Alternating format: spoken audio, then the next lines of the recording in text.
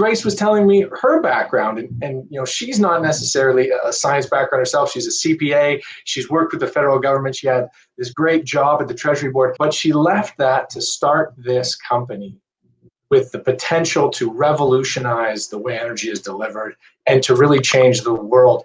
And so I'm not sure what it takes to change the world, but if it's dedication and hard work and perseverance, then I think Grace Quan is the kind of person who will get that done. So Grace, without any more preamble on my part, I'll turn it over to you. Well, thank you, Stephen. I think you forgot, maybe it requires a little bit of flight to fancy, but as Stephen was saying, my name is Grace Quan. I'm CEO of a company called Hydrogen in Motion.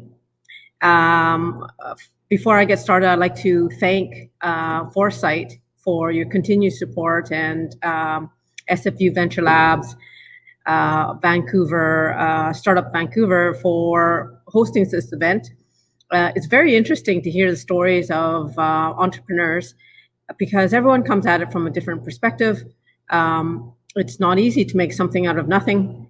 And the journey is actually well worth the trip, even though sometimes, there's small little trip ups and some challenges along the way. It's technology is how we change the world. And so saying that, I would like to introduce to you a concept of why do you need hydrogen. So I know this audience sometimes is very diverse, and not everyone knows what's the purpose of hydrogen. Why would we use this when we already have electricity, we already have gasoline, we have diesel, we have batteries?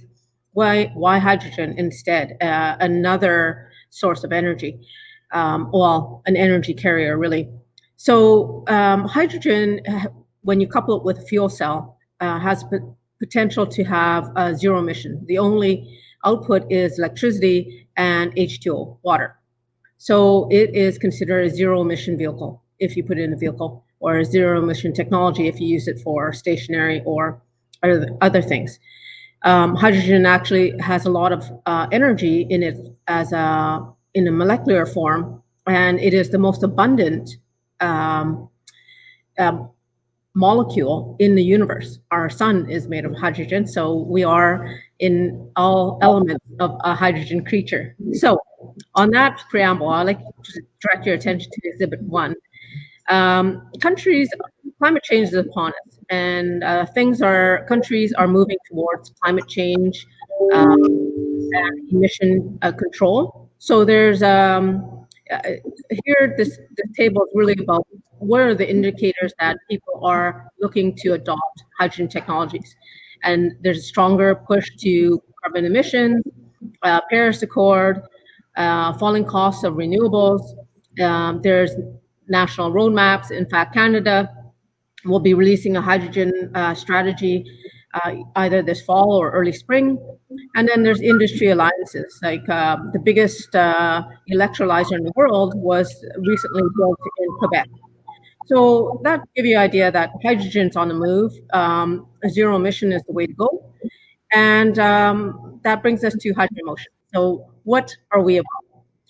We looked at the value chain and just gathering on about our technology. So forgive me for going on. It'll be another 10 more minutes. So what it's about, Hydrogen Motion, what we're about is that we've developed a nanotechnology that absorbs hydrogen like a sponge. It's a safe, cost-effective way of storing and transporting hydrogen. We can use the tanks to store and distribute, use it for refueling, and it can improve, it can be the back end of every fuel cell. And of course, stored hydrogen is stored energy. So it's like a battery, but 5 times more efficient. So our breakthrough technology is the key to the hydrogen supply chain and will play a major role in growing the global market for hydrogen technology and hydrogen-based storage. And the reason for that is because hydrogen is very difficult, technically very difficult to use as a gas. You have to compress it at very high pressures. And you'll see on the next slide. What's the alternative? So this is what why we brought forward this technology because the landscape right now, there's not very many stations, and it's very, very expensive to store and transport hydrogen. So you put it under a very high pressure, about 700 bar, which is 10,000 pounds per square inch, 3 times the pressure of a very high-end scuba tank. So because of these high pressures, it makes it very, very costly to store and transport hydrogen. It represents probably 50% of your entire cost for the system. So that's why there's the adoption of hydrogen technologies has been very slow. And we feel with our material, we could really change the story. So what we have here is, just for those who are interested in technology, we've made a nanomaterial. It's in a powdered form. The hydrogen is attracted to the surface like a sponge. We can put it in any shape or size, so we can make small capsules for drones or personal devices. We can make it in tanks. It can be swappable, or we can use it for large-scale storage and transport of big-scale energy. So I want to talk to you about one of our demonstration projects, because just to give you an understanding how this technology is actually applied in the real world. So here what we have is we're doing a switcher locomotive retrofit. So it's a train. It's a diesel electric train, but we're retrofitting it to be hydrogen electric. So you can see here we have a bunch of hydrogen fuel tanks that will have our technology inside. There's a fuel cell module. There's a traction battery, and this will be used to move rail around. And that's phase one of our project. We're working in collaboration with UBC and SRY Rail-Link, as well as CleanBC has very thoughtfully funded us for this phase one. Phase two, let's go back. Why do we want to do this? So there's 25,000 diesel electric locomotives in North America alone, and they are pure metal. They have a useful life of 50 years or more, and it makes sense to retrofit them because these locomotives are very expensive, a market value of $50 billion. And retrofitting these locomotives to hydrogen could actually represent a 6.43 megatons of CO2 per annum. And it's a significant amount of GHG, and can really facilitate Canada achieving our greenhouse gas goals. So phase two, what we're looking is to put together a refueling station at low pressure. So right now, hydrogen is a high pressure, but we operate at 50 bar, not 700 bar. So we're 14 times less pressure, but higher density. So in a shipping container, we could put a dispenser and a couple of some tanks, and we can use that on the back of a trailer to refill our tanks on the train. And phase three would be, in fact, to put a national locomotive and put together a hydrogen supply system so that we can use it for trucking and we can use it for train. Of course, in the long run, we'll be looking for all sorts of transport. Transportation is 24% of Canada's GHG footprint, and so with that we can really make a difference. That is, I believe, our presentation, and feel free to ask any questions. You can reach me at grace.quan@hydrogeninmotion.com. I'm happy to answer any questions, and we'll move it on to the next speaker before I still have your attention. Thank you. Hey, Grace, it's Colin. Can you hear me? Yes, I can. There we go. Looks like we lost Stephen for a minute here. He'll jump back in a second. But in the meantime, I'll since I have you here, I'm going to ask you a couple of questions here. I find the technology fascinating, but one thing I'd love to hear is your why, your purpose. How did you get involved in this? What is what is that aha moment for you personally that has you sitting here right now talking to us? What is that? Could you quickly encapsulate that? Why do you do this, and why do you love it so much? What's your purpose? Sure. Yeah. That's interesting you ask, Colin, because as you say, I'm not a scientist. I'm an accountant by training. My last job, I was with the government of Canada, managing Canada's $250 billion budget. So I come with a very strong finance background. But in 1997, this is a while ago, and this shows how old I am, is that I said the next car that I'm going to get is going to be a Jaguar with a Ballard fuel cell in it. And in 2012, 15 years later, I was on Mount Kilimanjaro with no vehicle. 15 years, I've been taking the bus or walking or doing all sorts of riding my bike. And I was tired of it. I was like, why is this technology not commercially available? Where's my vehicle? And that being said, I decided, I looked into coming off the mountain, I look into the technology, and I see it's hydrogen storage is the number one technical issue. And I thought, you know what? I'm going to make a difference. I'm going to change that. There might be a little hubris in this, but even though I had no technological background, I thought, this is a problem. This is a vision I have. I can make the difference in the world that needs to be done. So luckily, I met my co-founder, who is one around in the background here. He is a mathematician, and we put together a team of hydrogen storage experts to make this nanomaterial. So a very long, convoluted answer. Love it. That's what we want to. We want to hear that stuff, and that's so good.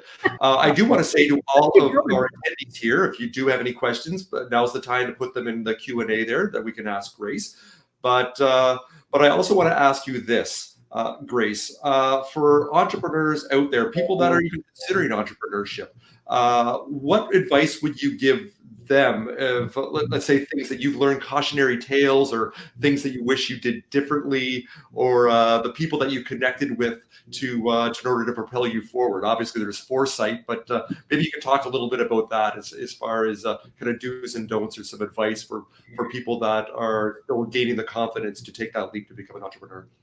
Right, and for people who are thinking, I don't have the technical skills, I don't have the background, I just have a concept, who am I to start a business? I challenge you to push yourself and try, because I am exactly that person with the non-technician, the one who has no background in hydrogen. And the reality is, we're not born knowing things. You can learn it. If you are fascinated, interested in something, you can learn it. So I would say I have three paths forward for the potential entrepreneur. One is believe in yourself. Your life is a story you tell yourself. Two is ask for help. People want to help you. There's so many organizations like yourself, Colin, like Steve and Foresight. There's so many organizations out there that are willing to help. And three, just try it. Failure it's not as painful as it sounds. You can't run a marathon unless you put one foot in front of the other. You just have to try it. So that's my advice. It sounds facetious. It works. Nuggets of wisdom thrown out there by you, Grace. Thanks for that. Stephen, did you have any questions for Grace, or how do you want to do it? Yeah, Grace. I mean, what I would love to say is kind of what's the big vision? So you win, your technology is commercialized in a few years. 10 years from now, how is the world different when this is all? What I believe, Stephen and Colin, I believe that the world is changed by the power of one, that we each individually can do something to make a difference. And I'm trying to build $1 trillion company. I know it's ambitious, but I actually used to manage $250 billion. Not very many people can say that. My rounding error was 100 million. So I had some big numbers under my fingertips, and I think we'll get back to that. My question, what my vision is, 10 years from now, this climate change thing, we can reverse it. We can make a real impact, and we don't have to burn dinosaurs to get fuel. We can be, we didn't leave the Stone Ages because we ran out of stones. It's technology that's going to change the world, and that's how we're going to do it. Amazing. So the question is, could the tech be used in other ways, either for cell phones or house heating, or for drones, or for self-propelled aerial vehicles, or what other ways could this storage of hydrogen be used? What could it enable? Well, it's actually like a stored hydrogen is like a stored battery. It's stored energy. So anything you use, electricity or battery or gasoline, anything that needs energy, you can use hydrogen. So UAVs, we're building a tank for a UAV maker right now. It will be personal devices. One day we see it having distributed power. So let's say you have a solar panel on your roof, and I just saw an article about solar panels being 40 times more effective. So let's say you have a very high-powered solar panel on your roof. You can split water, make your own hydrogen, store it in our tank, and then use it for your lawnmower, use it for your ATV, for your vehicle. Use the tank should be a universal tank, and you can just swap it from implement to implement. I could see us having a hydrogen powered drill. There's so many things that you need power that can use hydrogen. So the flexibility is enormous. That was great, Grace. Thanks for that. Stephen? And you sort of said why you got into hydrogen, but tell us about the transition, any challenges or anything you specifically there's so many had challenges to overcome. There's so many challenges, especially as a female entrepreneur, a visible minority. Fundraising is always a challenge for everyone, and it's not gender or race but people who the VCs. It's human nature to support what looks like and acts like you. So the people who control the funds in this world tend to be old white men. Sorry to say that. Nothing against you, Stephen, or any of the audience. That's just the reality of what we live in right now. But, there's a way of... You're not old. There's a way of changing that, and there's a way of changing the story. I've found in my own experience that the questions that are posed to me by venture capitalists as a female are different than those questions that are posed to my male colleagues. And I'll give you an example. So when you people buy from hope, right? You buy a pair of shoes because you think it's going to make your feet look great, or you're going to be stylish. You don't buy it to save yourself from wet toes. It's not usually fear that spurs purchase, right? And the same with investing. You buy from hope. So the questions that are asked to female entrepreneurs are fear-based questions. So even though venture capitalists think they're asking the same questions, they're not. They're asking, for example, if you say you have a runway of X and you're going to get $1 million in revenue, and you already have $1 million in revenue, the male entrepreneur gets asked, how are you going to achieve the next million? The female entrepreneur gets asked, how are you going to keep your existing million? So you will never buy by fear. And so you have to change that mindset. You have to actively understand that these are some barriers and you have to work to overcome them. So that has been an interesting journey, but I think we have achieved the next phase. Awesome, Grace. I'm going to ask you one more question, and then I think it'll probably be time to move on to our next presenter. But when in your development did you engage with Foresight, and what did you gain from that? And I didn't write. Well, actually, I talked to Foresight a few times. So right in the beginning, when Foresight was recently founded, and Hydrogen Motion was founded very near the same time.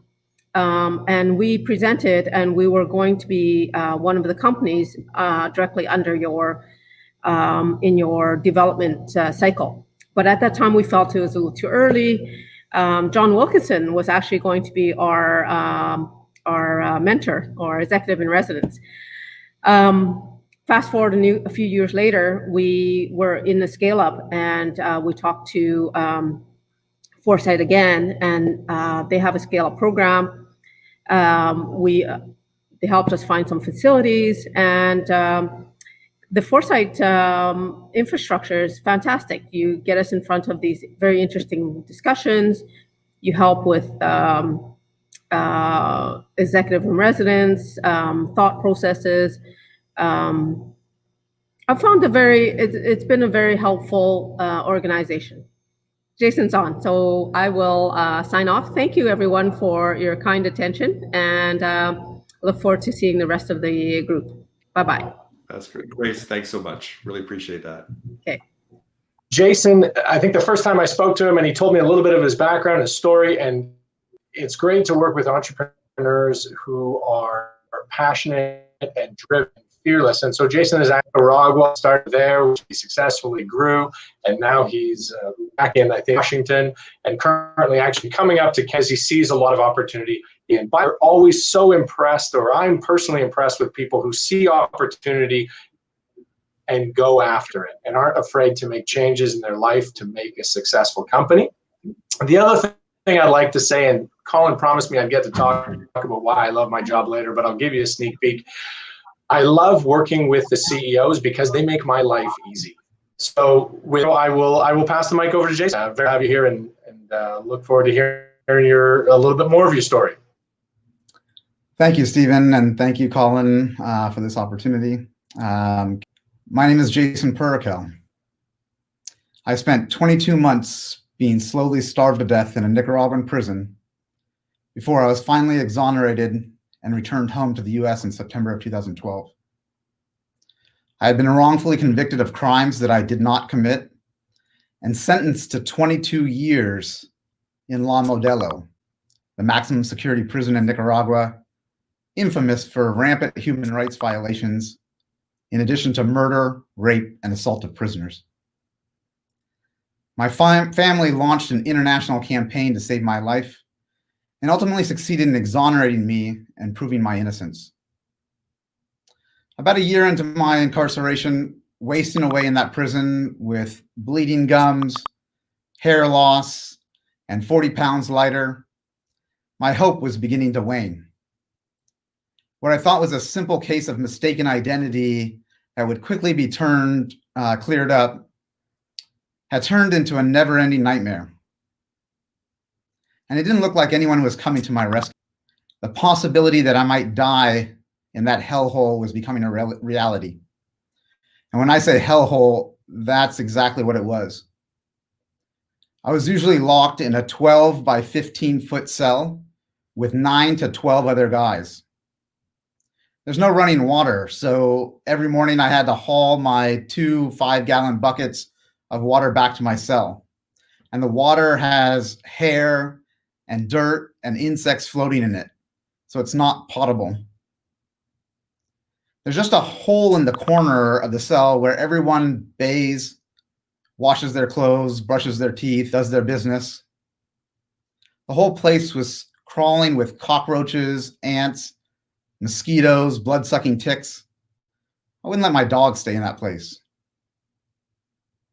Then one day, I was called out of my cell for a visit. The guards don't tell you who has come to see you.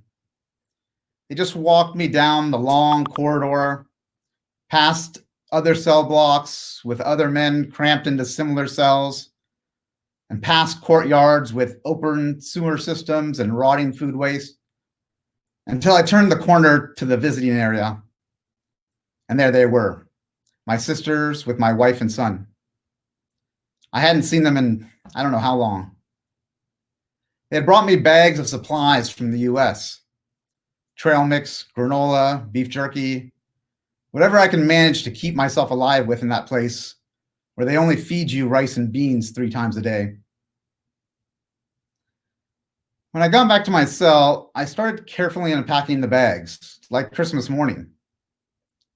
At the bottom of one of the bags was the most unexpected gift that I could have imagined. It was just a stack of papers, but those papers turned into my hope.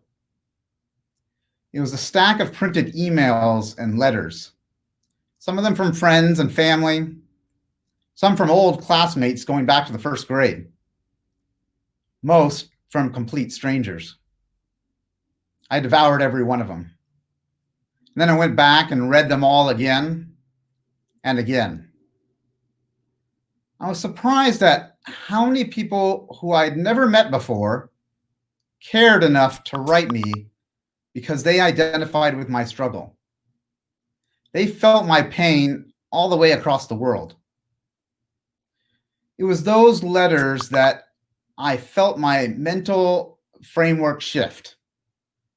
You see, I had grown up in the feeling that I did not belong. My family is originally from Southeast India, but I was born in the US and raised in a predominantly white neighborhood in Tacoma, Washington. My parents were very non-traditional, so we didn't really hang out with other Indians.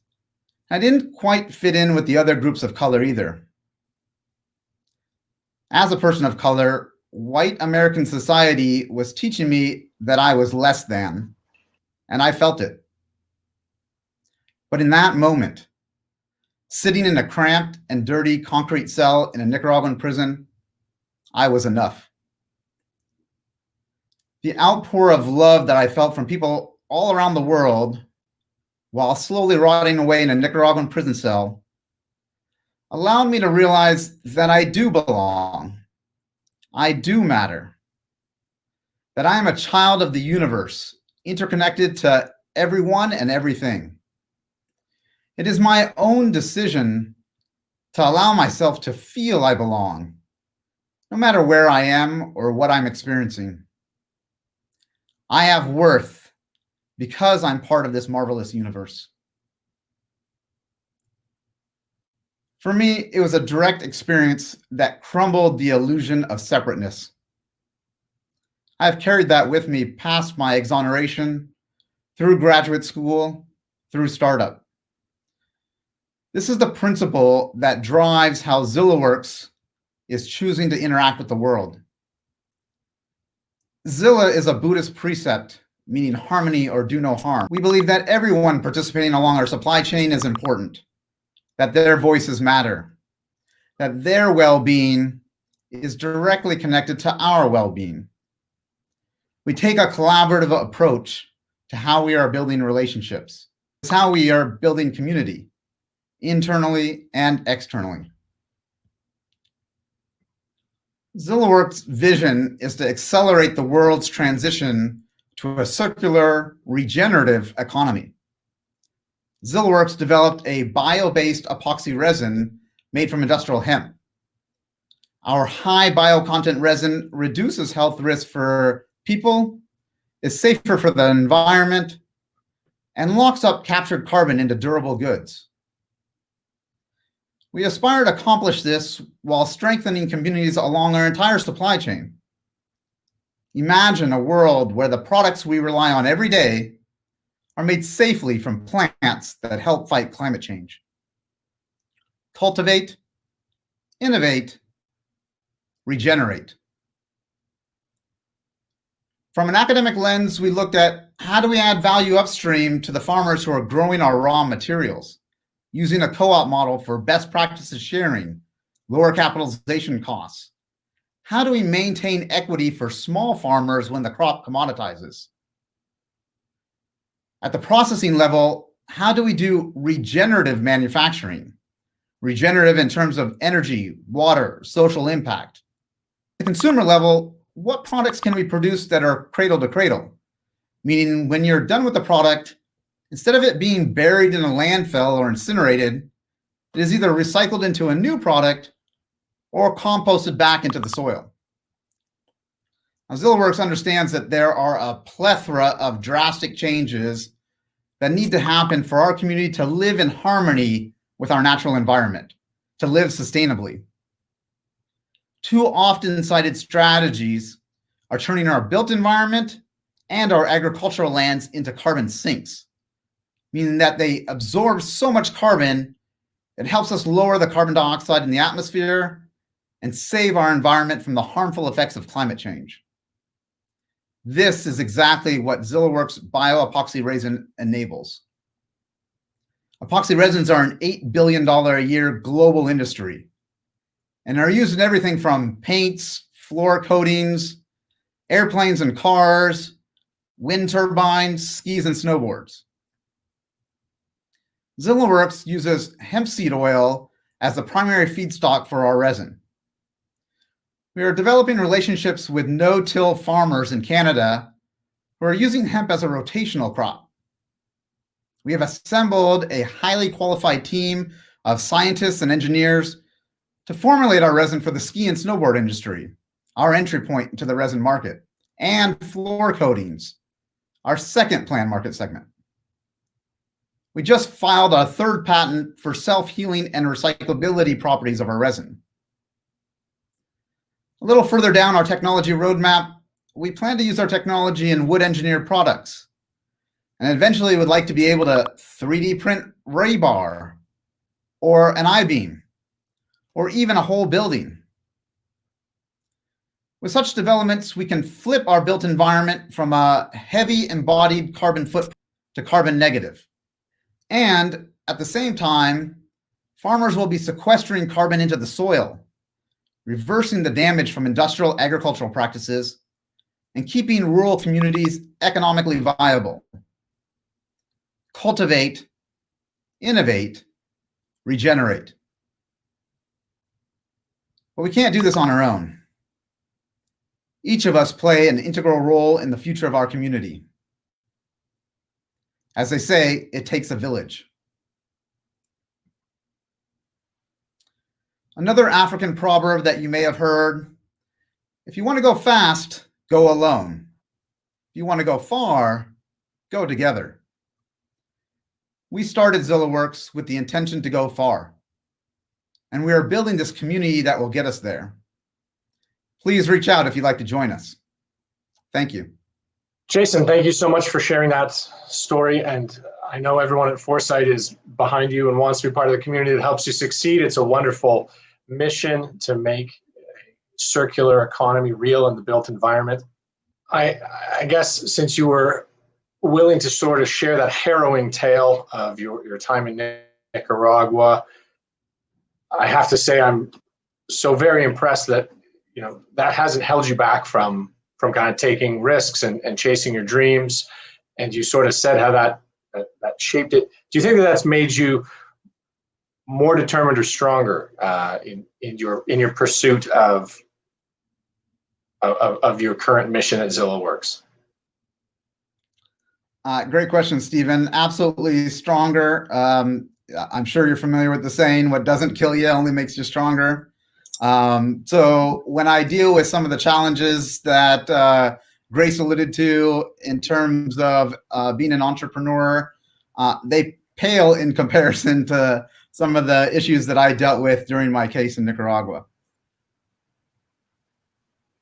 So it gave you some perspective on what real crisis looks like, and sort of when people come up with business crisis, it seems like a hard day, you've got a reference point for what a real hard day is. That's right. And as much as I talk about the horrific conditions that I was in for almost 2 years, I was able to read over 200 books, do yoga and meditation. So I consider it my forced spiritual retreat. And it really made me conscious that there's an urgency. And so I've been really blessed actually since I've been released to everything that I do every day of my life is all values aligned. That's why I'm here on this planet, and that's what I'm dedicated for the rest of my life to do. Great. There was a Q&A question that popped up.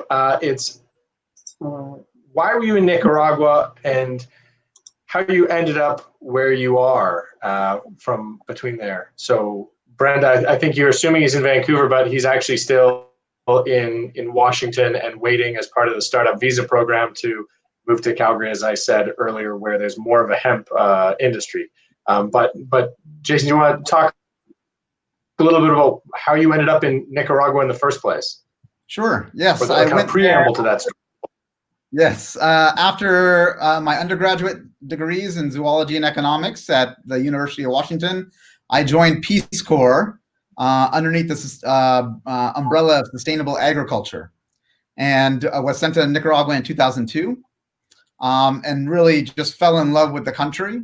It's a tropical paradise, really laid back lifestyle, but more important, the people are very humble.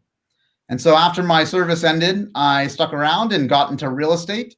I ended up owning a Remax office in San Juan del Sur and got into sustainable development, where we were buying up 200, 300 acre parcels of land, implementing green building, alternative energy solutions, organic farming practices, but all with a community development focus. So no speculation, essentially like model intentional communities.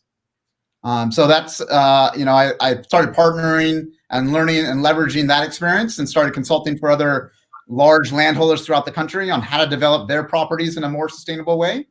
And started setting up homeowners associations, managing those on the back end, implementing roads, water, electricity, so doing project management work, and was in the process of adding a construction company and a property management company to the real estate office so we could be a one-stop shop, when unfortunately 2010 is when I was wrongfully imprisoned by the Nicaraguan police. Thank you for that.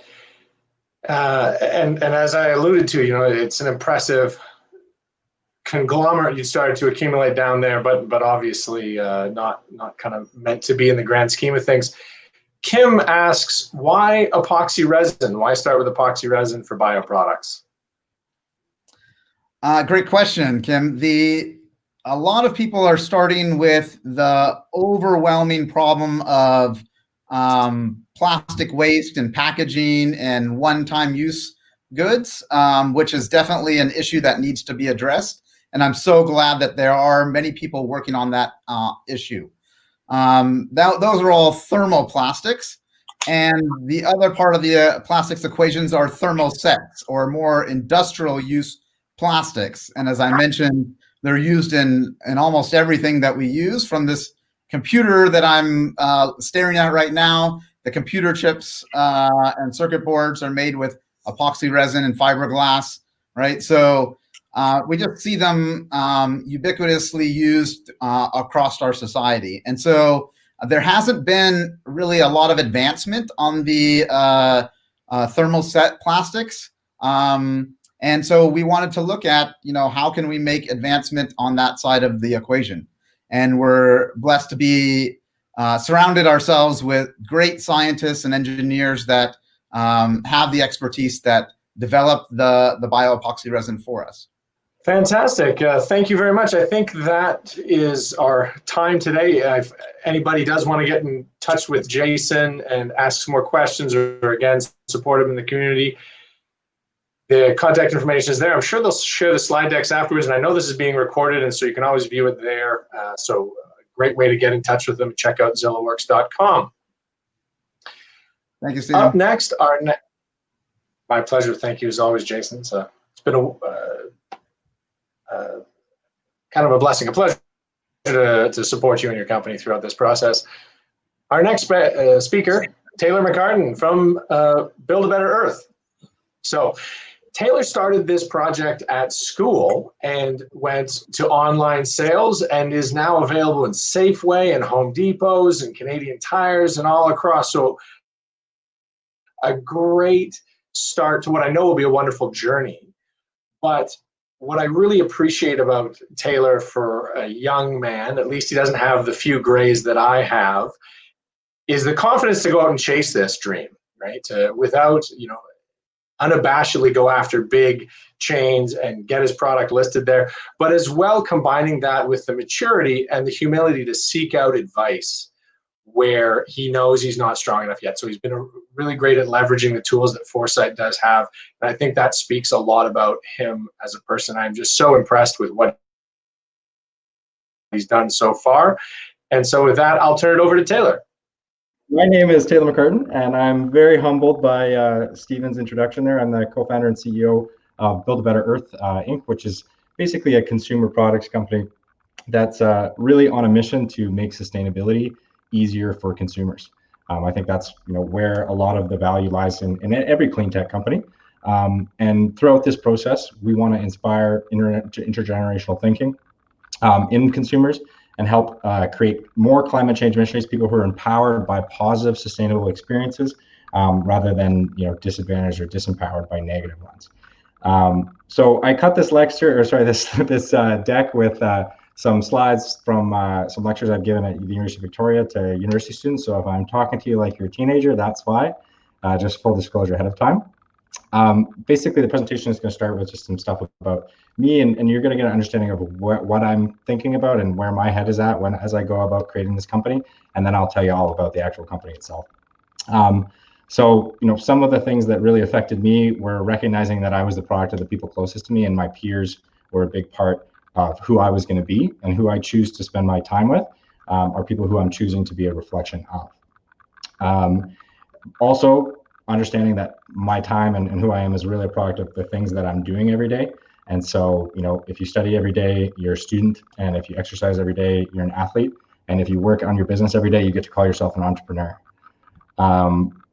You're also a product of the information that you take in. So the people you interact with, yes, also the Facebook and social media and other things that you might be taking in. Webinars on CleanTech and the news, and what news you choose to listen to. So you're also a product of the information you choose not to take in. So here, for example, is a map that's 3 years old now of climate change opinions in Canada. And what you can see is that obviously there's a section of Canada here. It's actually the full map. This is the only blue, basically where 2 or 3 years ago, more than half of Albertans did not believe that man-made climate change was a real thing. And obviously this informed their decision making as it relates to all different aspects of their life, what they choose to invest in, where they choose to work, and how sustainable and how much longevity there is in that work. And so, understanding that this is the way that people think, I felt like I needed to create a company that was going to break down that barrier, add value to their lives as individuals, and then help them find a way to see the value in sustainability. You're also a product of your experiences. So this is a rough timeline of my entire life. You can see, it's no different than anybody else. Compared to Jason, for example, I lived an extremely privileged life. You're also a product of how you choose to receive those experiences, as he so eloquently with his story demonstrated. How you choose to face adversity as a business person, how you choose to fail and get up and keep going and learn is really what the difference between a successful and unsuccessful entrepreneur. And I have no right to say that because this is my first business. So, all right. So now we're actually going to get into the business that I created. So many years ago, I actually walked into my parents' kitchen and I discovered a compost bin that was so stinky and had so many fruit flies that it literally changed my life. I took out this compost bin and I almost, vomited taking it out into the outdoor bin. I was just blown away that my parents had worked so hard to create this kitchen, and they were living with such an unpleasant experience in it because they're mandated to by the government and they're asked to, and even that's not enough. And there are two main things that are really unpleasant about this experience that's now the norm across Canada and across the globe growing, is that one, decomposing food stinks, and two, you get these fruit flies. And this fruit fly issue is actually particularly poignant. I'm just going to slip past these because they are supposed to be in the other section there. Take a look at this disgusting slide here. This is the Drosophila Suzukii. And on the top left, you can see there on the left, it actually has evolved a saw on its, or an ovipositor it's called, that allows it to cut into the skin of fruit and lay its eggs underneath the skin. And that fruit is basically completely submerged in, just got this little breathing tube here kind of. And then once it's larva, it actually is free to navigate around inside the fruit. And so this species of fruit fly came to North America in 2011 and it evolved in Southeast Asia with thicker skinned fruits. And so when it did that, it actually spread globally, and it causes billions of damage every year to agricultural farmers because it's able to lay eggs and larvae in the fruit while it's even still on the tree. And that fruit gets picked and goes through quality control, but because the larvae are inside the fruit, they're just not able to catch it.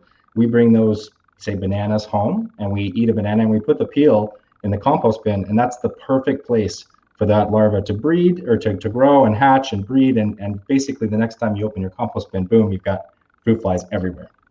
And so this particular invasive species of insect has actually helped fuel the creation of my company, Binbreeze. And so what we do is, rather than have people use traps or other things that kind of treat the symptoms, of having a compost bin. We treat it right at the cause. It's actually a scientifically designed wood waste based formula that's mixed with key silicates and minerals that physically dehydrate the insects and suck the moisture right out, and the insects can never develop any sort of chemical immunity to or anything like that. And basically what that does is it allows people to have a pleasant composting experience where they can take the bin out less often when it's completely full and the bag doesn't drip. And in general, they can actually get it scented. So, lavender is how we started it. We also have an unscented unit that's very popular, as well as a holiday scent coming up for the Christmas season.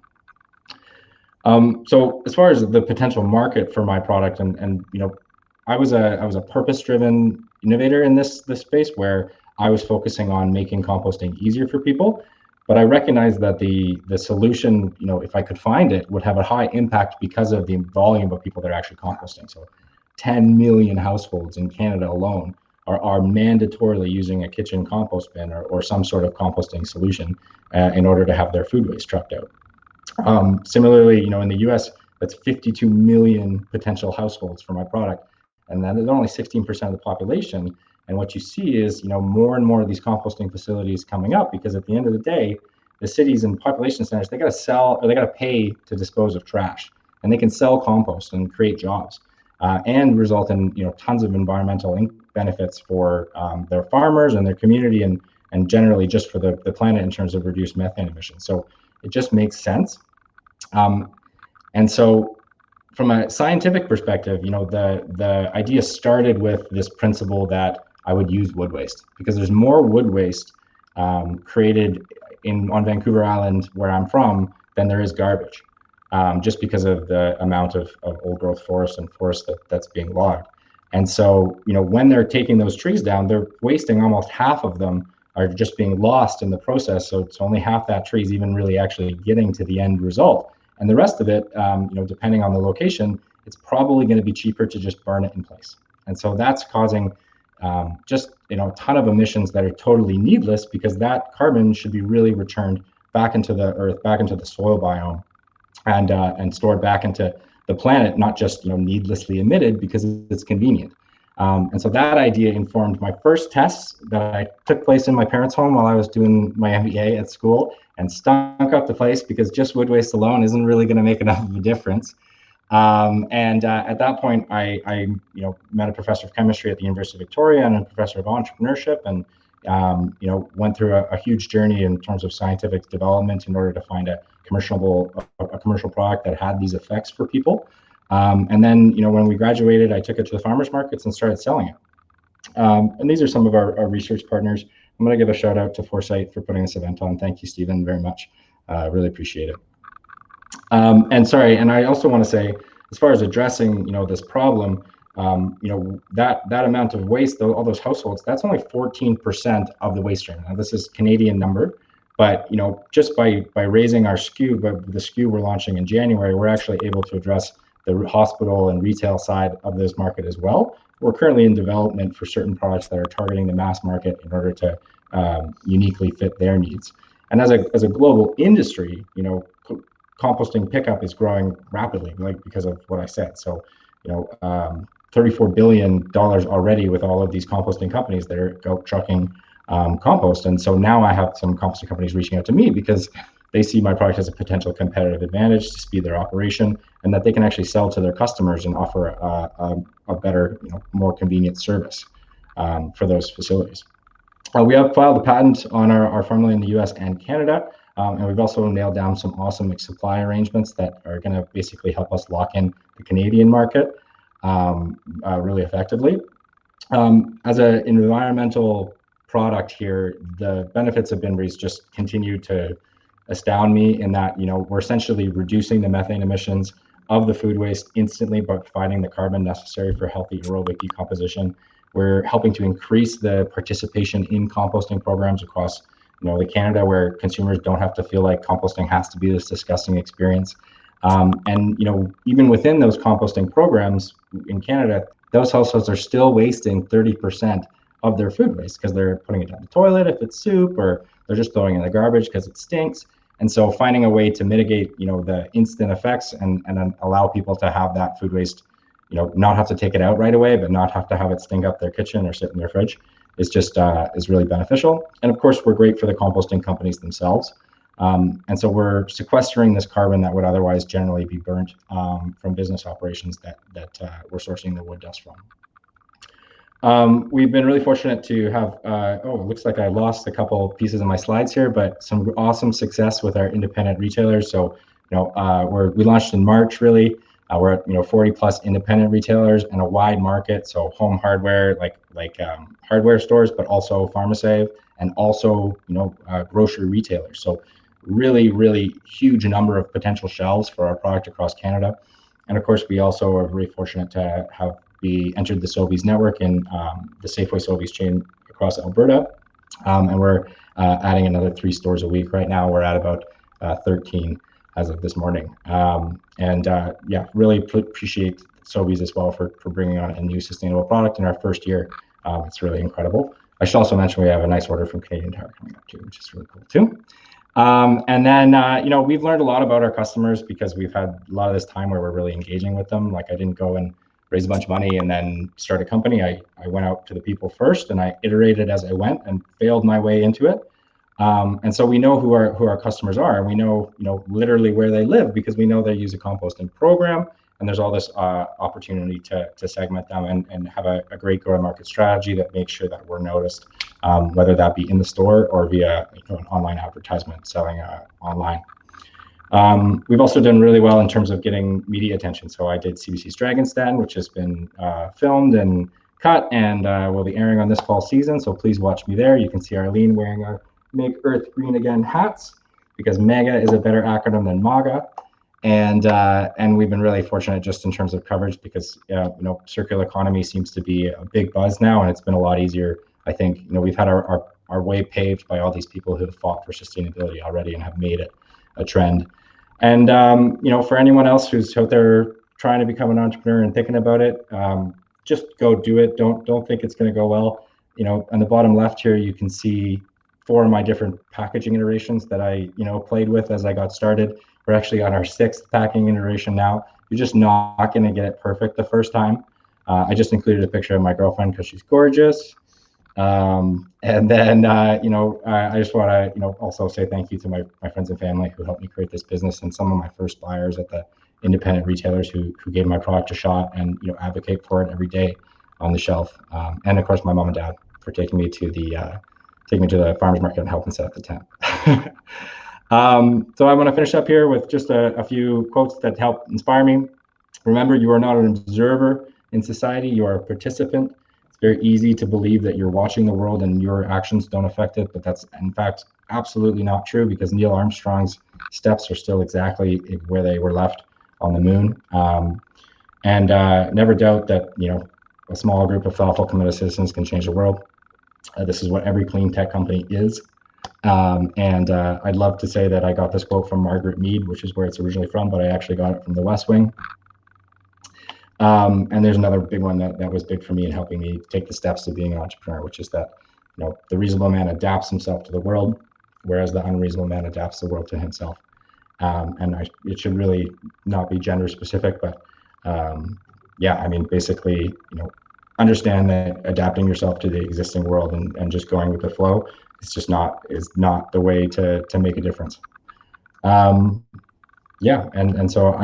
I stopped seeing all of the terrible things in the world that made me upset or frustrated or angry, as these immobilizing, depression causing, I'm a victim mentalities, and I instead started to see them as a reason to actually exist and fight, and that's why I created my company. That's my presentation. So does Stephen Colin want to come on and ask me any questions? So could you tell people in layman's terms or layperson's terms what carbon sequestering is? Yeah, well, I mean, at the end of the day, as humans, we are taking carbon out of the ground, whether that be in fossil fuels or in the ecosystem in all different ways, and we're putting it up in the atmosphere. We're burning it. And so any strategy that basically takes something that's carbon based and finds a way to restore it into regenerative agriculture is a great carbon sequestration. And I should mention, when you actually take wood waste and put it back into the soil, you still lose about 30% of the carbon into the atmosphere as part of the natural decomposition process, but that's a heck of a lot less than 100%. And if we're helping to reduce the methane emissions via the compost, or digestion process, it's a double win. We're using one waste stream to help reduce and combat the effect of another. And so I think, one of the big powerful things that enabled me to keep going and press on through adversity as I started this, especially with COVID and all that, was the knowledge that at the end of the day, this just makes sense. And, I envision a future where people's relationship with food waste is totally different. And it's not considered this unpleasant, stinky, awful experience, but something that, is like littering. If you don't do it, what are you doing? It really is like littering. You're just putting your trash somewhere else. Absolutely. Well, before Stephen jumps in and I go away here again, I want to say my wife hates fruit flies. They are her nemesis. So she can't wait to try your product here, because she loses her mind over them. And I was just texting her during your presentation saying, I just found out how really gross they are too. And she's like, I don't even want to know. So you'll be getting an order for us from us for Bin Breeze very soon. So, awesome. Stephen, wanted to jump in there, Stephen. So thank you, Taylor. Absolutely. Yeah, no, I was going to ask you, what's the thing that you're most proud of that you've accomplished to date? Oh gosh, I'm way too busy being stressed about what I'm dealing with right now. Most proud of to have accomplished. I think at the end of the day, it's really hard. I'm not there yet where, the company's just starting, and I can't go and say that we've got this grand environmental impact that we've achieved. I think if I'm proud of myself, it's for working at the same thing every day. And, when you become an entrepreneur, you become your own boss, and you have to become accountable to yourself. And, that journey was just so important to my productivity and my effectiveness and my well-being as a person. I just think everyone should try and start a company or be taught to, because it's so transformational and positive. And, I used to dream about finding something that would motivate me to get up early every morning and go to work, and I just made it myself. And so that's awesome. So that's what I'm proud of, actually. Yeah. Of breaking free of the mentality that, the path that everyone takes, which is in my age, who go to school and get a big loan for their undergraduate degree, start paying it off. And by the time they might have started paying it off, they just got a mortgage because they're having kids. And so what opportunities for entrepreneurship is there? So I'm glad I was brave to just take the risk. That's what I'm proud of. Absolutely. As you should be. So it is a hard thing to do. There's a question here from Brenda. I think it's a little bit of the product. So how does it work in terms of how much goes into the compost bin, how long that little package lasts? Yeah, great. Great question, Brenda. Basically, this box is 750 grams. It's our only SKU that we've actually got on the market, although we've got it in 3 different scents. This is our Christmas holiday. I recommend it. But basically, this box is generally lasting our customers between 6 to 8 weeks, so about 2 months, which is longer than we'd like. But it really depends on how you're using it. And so we do advise customers to put on a few tablespoons after they deposit any food in their bin, so that you kind of have a dry layer that's maintained on top, because it makes it a lot more effective at battling the fruit flies. But it certainly is, you need to use more in certain times. So if you're putting soup in your compost bin, you're going to want a lot of bin breeze in there to help soak it up. And similarly, if you've got a really bad fruit fly infestation, you're really going to want to make sure that the bin isn't the source of your problem. And just to double check, the smallest particles of food can be a source of the problem. And so while you might have gotten fruit flies, from fruit and from food leavings, the problem might just continue to be exacerbated by food that's under the counter, or the sink, or between the stove and the fridge and things like that. These are the problems I work through with my customers all the time. So, I've been really fortunate that I've been able to, in Victoria, go to people's homes and talk to them and help them and find a solution for them. And we haven't issued a refund or had a request for refund yet. So I'm thrilled about that.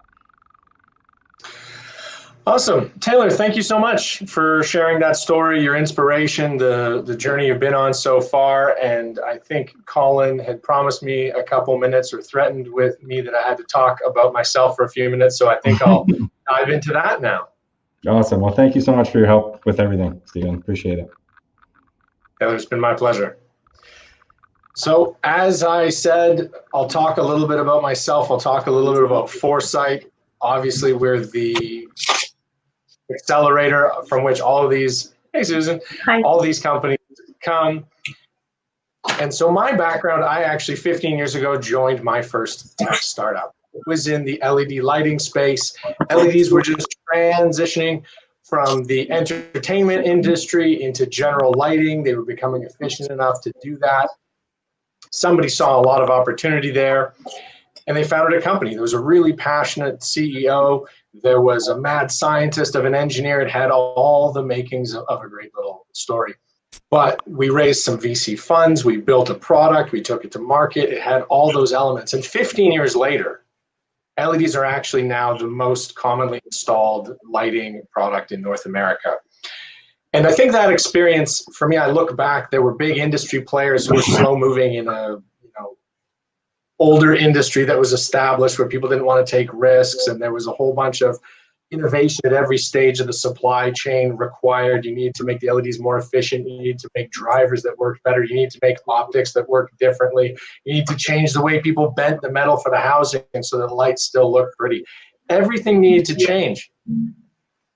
And I think of the things that would have supported that change and made all that happen faster. And Colin, you mentioned you're an architect and you've built some LEED buildings, and so you know the power and the energy draw of lighting and the heat and the load it puts on the AC systems. So 15 years ago, everybody in the industry knew that LEDs were the future, but it took a long time to get there. And so when I got the chance to join Foresight and try to accelerate that clean tech adoption, accelerate the entire clean tech ecosystem, it was really powerful for me because I'd suffered through the slowness. You want these things to happen overnight. You have these big dreams. You know you're going to change the world, and nobody is moving as fast as you would like them.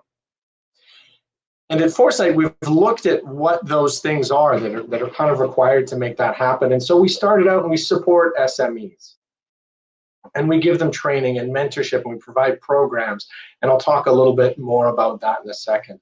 But we also look and we try to bring industry to the table. We run industry innovation challenges. We're starting to work and provide training to larger organizations so that they can more easily adopt innovation.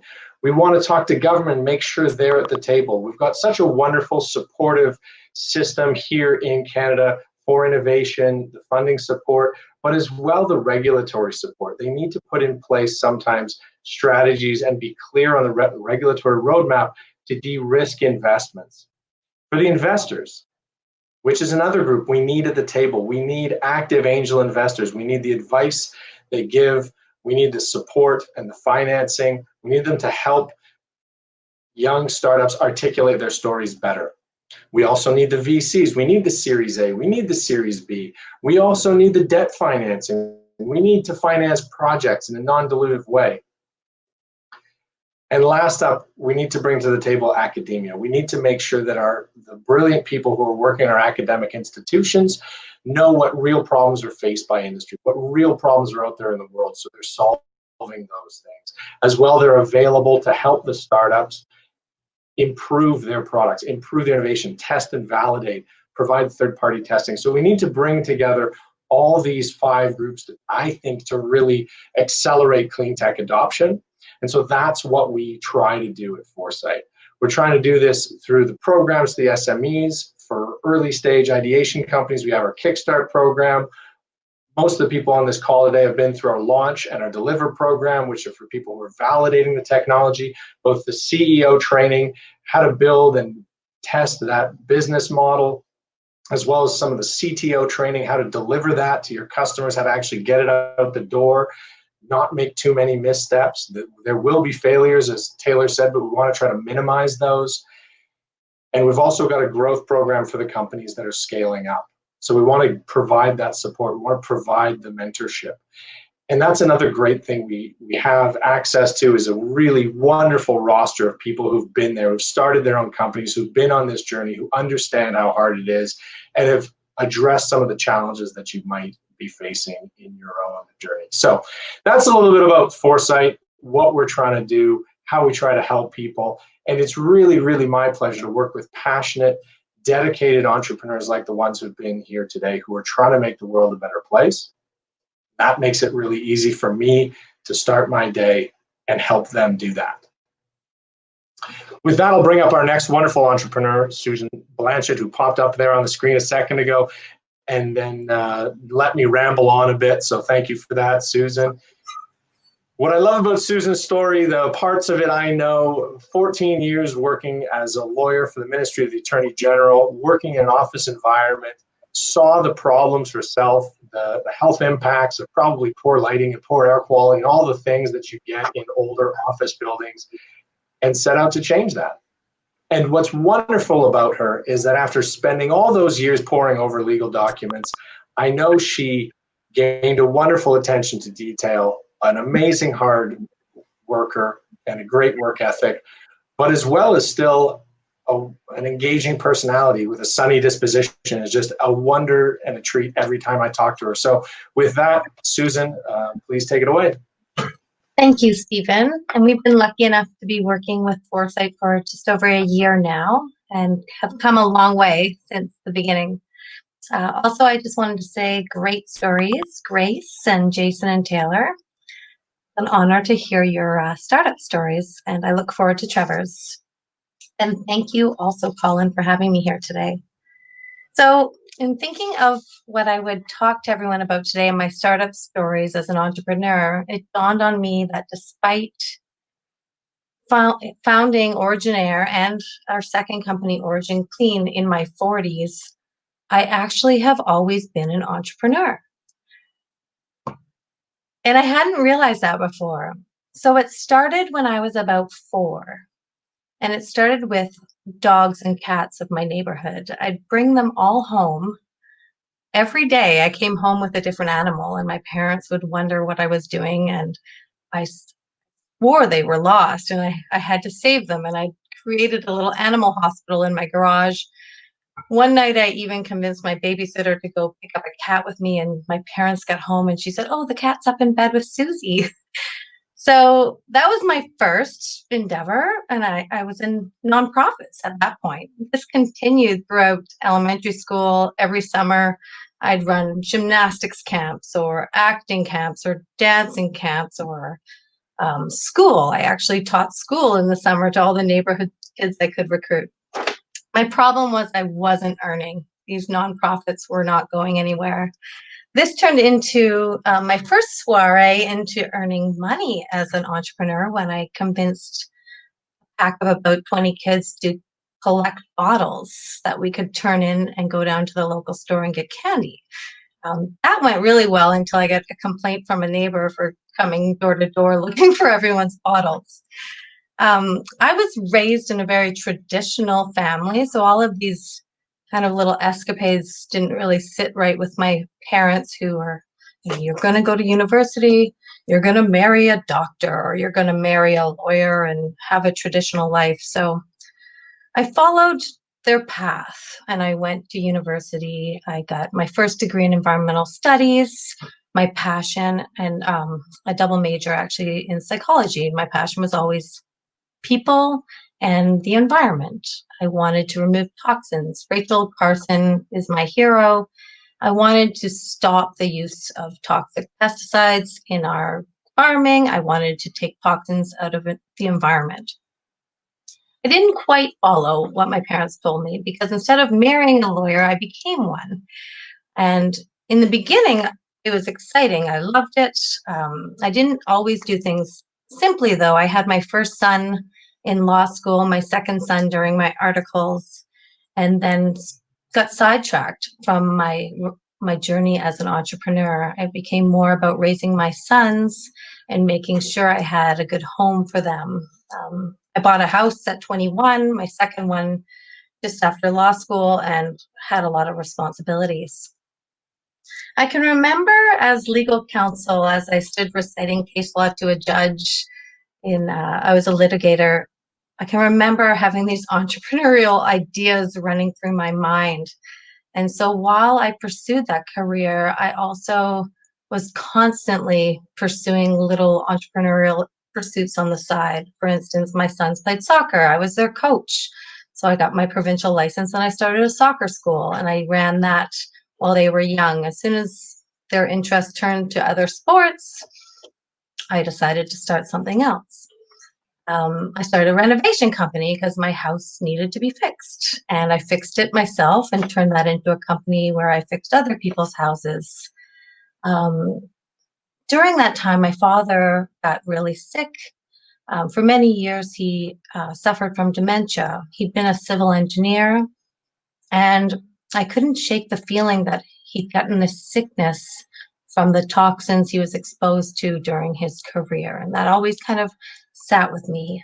As a lawyer, I pursued all of the contaminated sites litigation. And in the beginning, it was great. But as time went on, my clients stopped wanting to pursue those cases. And I couldn't follow what my passion was. My passion was giving back and pursuing things that created a circular economy, help people, and help the planet.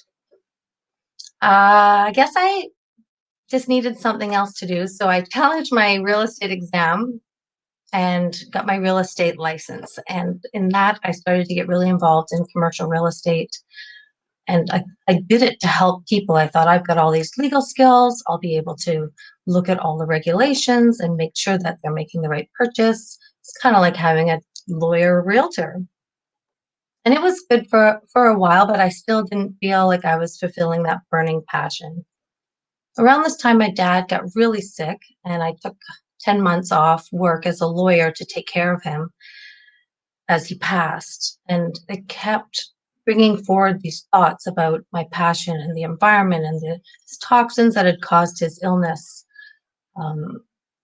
And I just needed to do something to honor him. So I started this boat fixing business where I actually bought 5 sailboats. It was really fun. I sailed all over the Gulf Islands for a summer, but I definitely failed. If anyone doesn't know what BOAT stands for, it stands for Bring On Another 1,000, and that was definitely the truth. So I also at this time went back to my legal career, and I'm continuing my real estate business. I grew it to a very great business. I was doing really well. But the lawyers I worked with didn't like it, and I needed to stop. So I had to, unfortunately, just drop that business and go back to being a full-time lawyer. Part about this is I want to talk about fear. Like at that time, I should have jumped, but fear held me back. I was tied to this, they call it golden handcuffs. I had the great pay. I had a great pension. I had benefits. I didn't have any fear in raising my 3 boys and putting food on their table. But it just wasn't enough. So while I went back and did this, I traveled to Cambodia and I met these amazing people there. And again, it dawned on me, my tuk-tuk driver actually asked me to teach in his school. And I went to this school in one of the poorest neighborhoods of Siem Reap. And these children were being taught in this school filled with the pollution from the surrounding city, and it kept the same theme circling back. So I went home and I dedicated myself to doing something for those children. And over the next year, in strange fashion, I raised $20,000 to build to buy the land. We bought the land in Siem Reap, but I still needed to raise another $8,000 to build this school. So we threw an 80s party, and it worked out really well. We did a silent auction. So in a roundabout way, I was moving towards being an entrepreneur all the time, but I was still hanging on to this cushy job and not fully diving into where I could actually make a difference.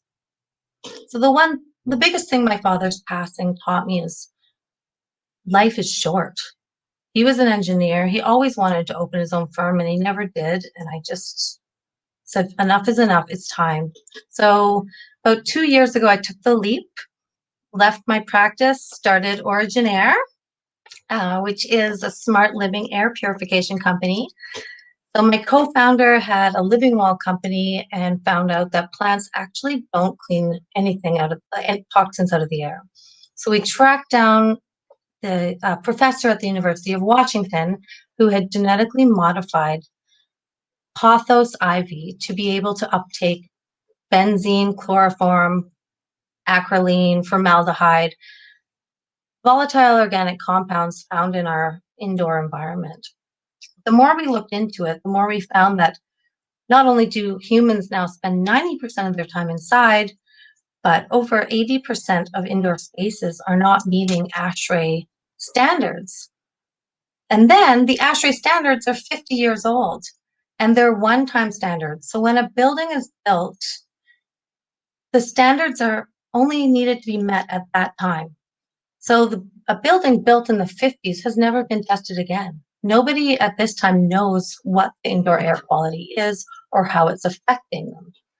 Strangely enough, I became my own test subject, and 6 months after starting the business was diagnosed with an autoimmune disorder, ankylosing spondylitis, which is also caused by toxic substances that are in our environment. I had spent 14 years in an airtight office that was quite old, and if you've ever been inside a courthouse, they definitely do not have great ventilation. So I was on the right path. I'm finally doing everything I should be doing. And then what happens? The pandemic hits.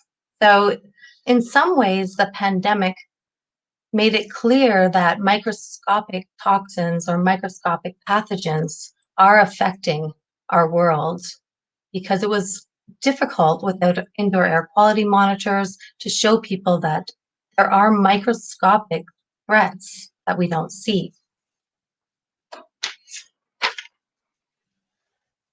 The other thing that COVID taught me was, I don't like to say fail fast, fail often, or fail forward. I rather say pivot fast, pivot often, and pivot forward, because all of my entrepreneurial side gigs, as I like to call them, along the way, taught me everything I needed to know to get where I am today.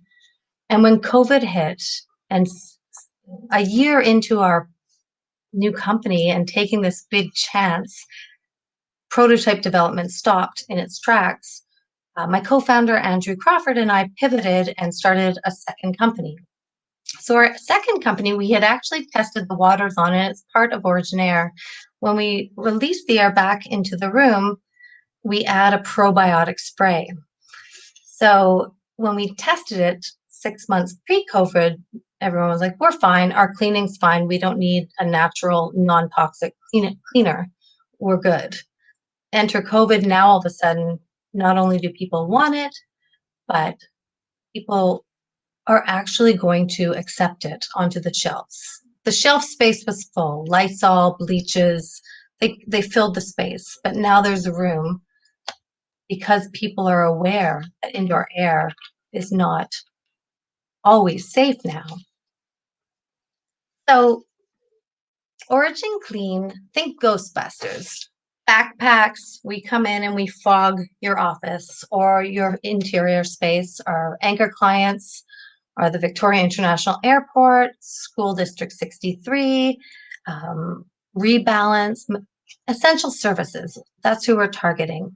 The beauty of this is it bootstrapped us to get to the point where our prototype for Origen Air is almost a reality. And it also is providing us a beachhead market for when we enter the market in 2021 with what you see on the screen here, the Sentinel. So all of my history led me to my present. And at Origen, the air gets pulled in, it passes through our genetically modified plants. And then we've onboarded a strategic partner who does UVC light sanitation, which has been certified to actually kill COVID. And then after that, not only does it kill COVID, it acts kind of like an antibiotic. It kills everything. So that's when we enter the probiotics to add a microbial balance back to the air before it's recirculated into your office. The picture you see on the bottom right is our BHAG. So I don't only want to remove toxins, I want to make a difference to our GHG emissions. I want to meet our Paris Accord goals for 2030. So our big goal is to have Origen Air systems, this is called the canopy, on rooftops around the world, where it's directly connected to the HVAC system. So not only will we reduce toxins in the environment, but by recirculating the air rather than having to bring in new air every hour, we actually will reduce the energy in the building by up to 40%. So the energy efficiency goes down, GHG emissions go down, carbon offsets go up. So I fulfilled my passion of giving while living. And it's interesting how it's not about the destination, but it's about the journey. And I'm thankful to be here to be able to present tonight because I hadn't even realized that I was an entrepreneur always. I just thought I had started this full time in the last few years. I think my story and my history is about being resilient, following your path, using your failures as energy for successes. And entrepreneurs are truly born, not made. So thank you for having me, Stephen. If you have any questions, I'd love to answer them. Awesome. Well, and a big thanks to Colin and Startup Canada and our friends at SFU Venture hosting this have been helping me with my technical difficulties in the background. And Susan, great story. I got off. Which one's better, the original Ghostbusters or the new Ghostbusters? I think the new Ghostbusters because, well, we remove toxins from the environment. So the way the probiotics work is they coat the entire surface so that bad pathogens cannot find a foothold. And they can also eat biofilm, which is kind of like a ghost. And that allows disinfectants to get to the pathogens that are there. So it's kind of a double whammy. Plus, we can clean the airport in 45 minutes. So a 50,000 square foot space we clean in 45 minutes. So it's a real time save as well. Fantastic. And then any tips? You sort of said entrepreneurs are born. You have had this passion and drive your whole life. Any tips for people who maybe want to get into it but don't have that experience? And certainly what I'm impressed with is your energy levels, raising the kids, working full time, starting a soccer business on the side. Do you need to have that level of output to get started? Do you think that that's a requirement? No, I think you just need perseverance. I think I'm a little bit of an oddball. I know I've done my Clifton Strengths and I am an achiever. And the thing they say about achievers is you wake up every day needing to achieve, and so it's a blessing and a curse. So I don't know if that's necessary, but what is necessary is committing to it. It was fine that I did all those things, but none of them were a huge success because I never fully committed because of being fearful of losing this cushy job and what I was supposed to do. Whenever I talked about leaving, I got the lecture on, you're supposed to do this, or you're supposed to be a lawyer, and you're supposed to go to school for 8 years. And it wasn't, yeah, but that's not what I want to do or I'm passionate about. So I think just not listening to all those naysayers and just jump into it and give it a shot, because now I love every day and I get up every morning happy and pursuing. Sometimes I sleep like a baby, which means I wake up in the middle of the night crying. But other than that, I'm happy doing what I want. Awesome. We do have a quick question here from Brenda. Will it be available to buy in the future? Is that in the plans, or are you going to stay focused on that commercial market? For personal use, we're really focusing on the commercial market for our launch. But as more and more people move to home offices, we are working on a home-based version as well. I was on a podcast last night on the future of work, and they did a poll on it, and it said people would like to work at home 3 out of the 5 days of the week if they can in the future. So I think the market has changed. I know that the creator, Dr. Stuart Strand of the plants at the University of Washington, his dream and his passion is to have it in every household. So we don't want to spread ourselves too thin as we launch, but as soon as we've launched and we're on our feet, we definitely, and right now in the background, we're working on design for home-based models. They may contain different plants. Awesome. And Susan, hopefully they're easy to take care of, because I have a black thumb, but I'm in my home office and I would love to be a beta tester. Excellent. Well, the pothos here, they call the bachelor. With that, so you could even take care of this one, Stephen. okay. I'll take your word for it. With that, I do want to leave some time for our last evening. Thank you so much, Susan. It's been a wonder to see the progress you've made over the last few months, and certainly the good, it's strange to say good fortune with everyone opening up to the products and looking for changes with COVID. And, you know, sometimes when you're good, you get lucky. So I think that's been the case with your recent successes, and I look forward to more good news from Origen Air. Thank you. I'll move on to our final speaker for the evening. Take care. Trevor Burgess. So it's not often that I get to say or introduce somebody that I first saw on television. So I first saw her before I ever met her through Foresight on his pitch on the Dragon's Den, because I kind of like that show. So it was great to see that the companies continue to evolve and grow and thrive, and learn a little bit more about Trevor. He's got a wonderful background as a serial entrepreneur. Co-founded Allied Optical Labs, was acquired by FBI Doctor, founded Wrench Patrol, which was later acquired by Instamac, and is now working on yet another business. And if I were to lay dollars to donuts, I bet this one has a successful outcome to it. And I think it's that the confidence I'm most impressed with here is that after solving some regional and sort of local problems, now Trevor's looking to solve a challenge that is embedded in every home. So with that ambitious and big vision, I'll turn it over to Trevor. All right, wow, that's quite an intro to lead up to. Can everyone hear me, or can you hear me? I can, yeah. Great, yep. Awesome. You're there. Well, thank you very much, and yes. All the other presenters, great job. It was great hearing about you guys, and looking forward to connecting up after this. I have had a little bit of history with stuff.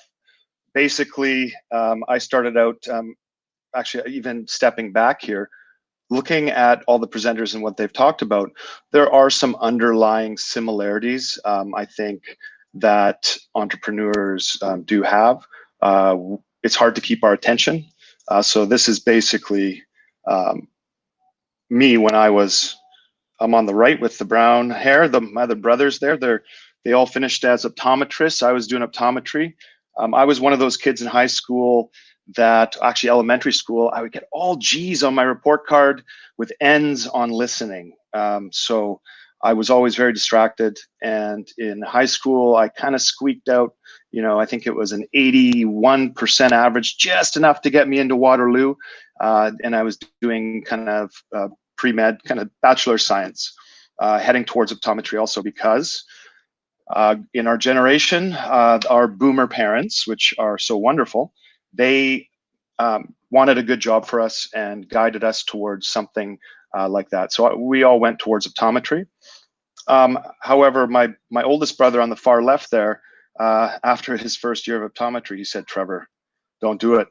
You're going to go crazy. You're saying A or B, 1 or 2 every day to this different people is going to drive you crazy." So I heeded his advice, and there was an opportunity to start a business in the optical space because I'd grown up kind of doing it in manufacturing in the summers. So I thought, okay, I'll take a year off and just do something, make some money or something like that, and start a business. So we did it. It was me and 2 other partners. And what happened was, I'm going to go over this in a different fashion than everyone else did, because I want to start communicating to other potential entrepreneurs and whatnot that kind of wonder what that process looks like. And gone through it a couple times. One I see as a definite success and exit, and the other exit, I look at the opportunity cost as higher than what I guess I put into it, even though it was considered a successful exit.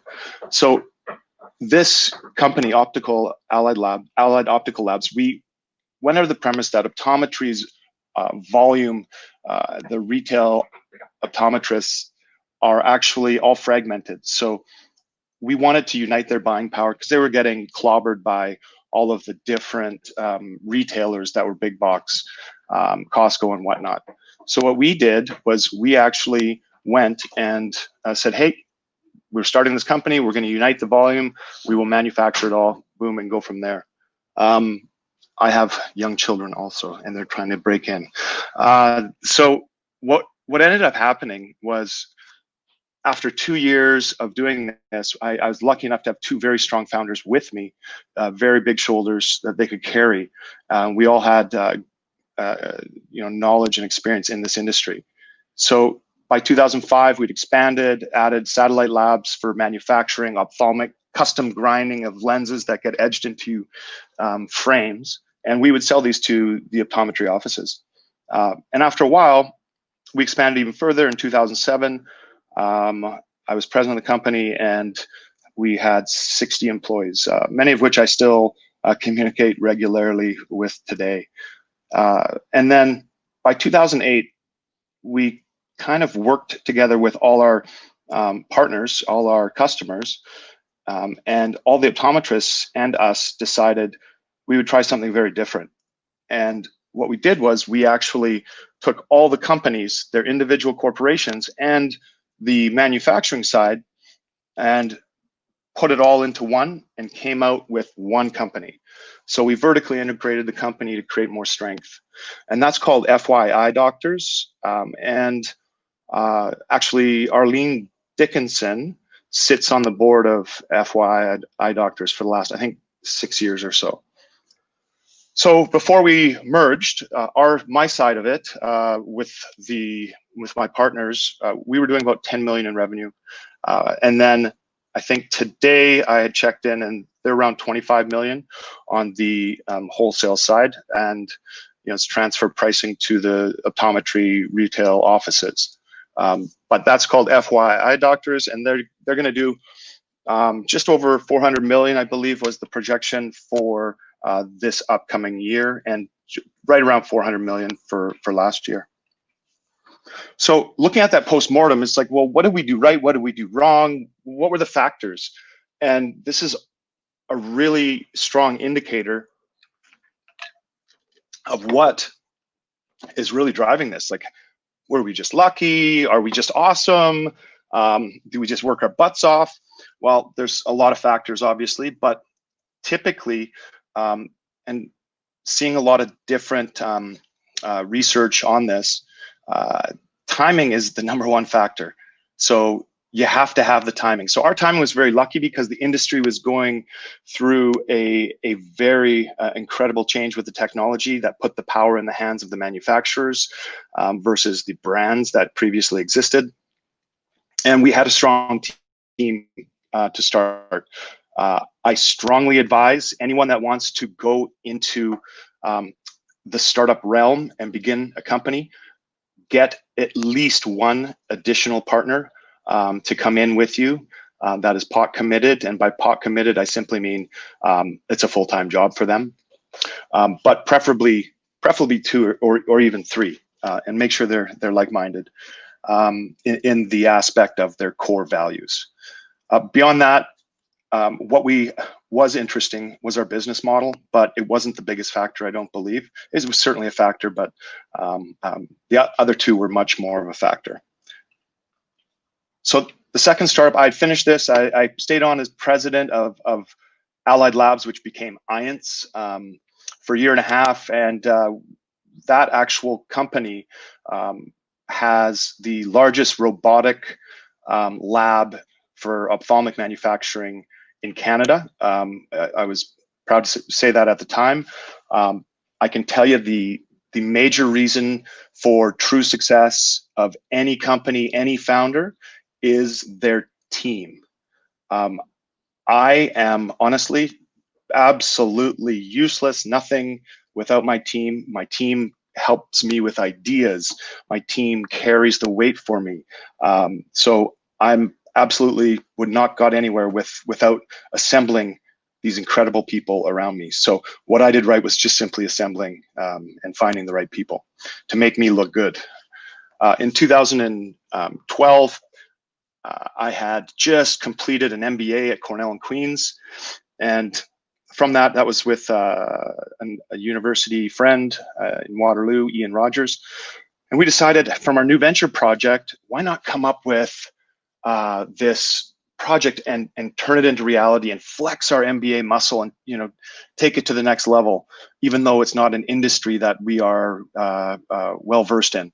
So we did that. That's called Wrench Patrol. We did it in Burnaby, licensed mobile mechanic, and we were looking at the idea of possibly a marketplace also for that, where hire a mechanic as you go. However, we decided to take it on ourselves, build our own custom trucks, and have our mechanics go to your work, go to your home, or even if you're at soccer practice, do an oil change for you there. So we grew it. We had some original success. Grew it just under 100K a month. However, what we started to notice, the arbitrage that we were hoping and kind of underpinning the success of this model was that most people, not a high enough people, valued you coming to them and were willing to pay a sizable sum for you to show up at their door. We could do about 90% of the stuff and repairs there. And that ultimately was where we kind of looked at each other and said, the opportunity cost is too high for us, and we should be looking to possibly pursue the other opportunities that we had also at that time. At that time, it just so happened that someone was trying to grow in the same space, in the same model, and they wanted to buy us out. It was a successful exit. But when you look and factor in our opportunity cost of the time, blood, sweat, and tears we put in, I consider it an overall a failure. But also, the lessons learned there too. I guess there's a certain amount of success in making mistakes and realizing what those mistakes are. Sorry, I'm just closing the door here. So I don't know the current status. I know they're still going, but they have pivoted a couple times also since then. So post-mortem, our timing was not good. In Australia, it is a wildly successful model to have mechanics come to you, and the willingness to pay, that arbitrage is there. It's been established. Also, myself and Ian, we really could have probably used a senior mechanic that had, I guess, skin in the game like we did. So in hindsight, probably we would have done that. And, that arbitrage just wasn't there. So now we come to Voltsafe, and I guess it was 2012 when I got a phone call from my best friend from high school. Yes, I'm fresh out of high school. Arash Janfada in Saskatoon at the time, he phoned me and said, hey, I keep ripping out this extension cord block heater, when it's really cold. And I have this idea I think I could come up with to make a solution where it's a magnetic quick disconnect, but for high voltage. I mean, you see the MagSafe out there, great, wonderful, but that's for low voltage DC, and technically you can stick your tongue to it. The other stuff is inductive charging, like your toothbrush or the new Apple MagSafe 2. And then the last kind of trickle charge out there that exists is radio frequency charging. But all of it, it just can't transfer that high power in quick speeds. You need metal to metal contact to do that for high power. So by 2015, we had prototype ready to get to the races. We had started off with certification. We're like, okay, let's do this. And we had patents filed, expanding the patents, discovery of new technology and additional patents. So we're pretty stoked. And 2020 seed raise, and as of end of May of this year, we have a certified product, and I'll go into why it took so long on certified product in a bit. This is what the product looks like for people in BC and Vancouver. This looks like nothing because we don't really plug in our block heaters in the winter, and the problem that they have is it takes about 40 pounds of pressure to plug in prongs, frozen prongs into frozen extension cord. It takes about 8 pounds when it's a sunny day. So people have trouble plugging it in with their gloves. They also back away and rip it out of their the base of their block, engine block, which has the oil in it. And the reason they need to heat up their block heaters is because the oil at really cold temperatures gets really viscous, and it's really hard to turn on your engine and turn that oil over, and your battery is also depleted a bit because of the cold weather. If you do turn it on, it does damage to your internal components because of that viscosity, and it's just generally not a good thing to do.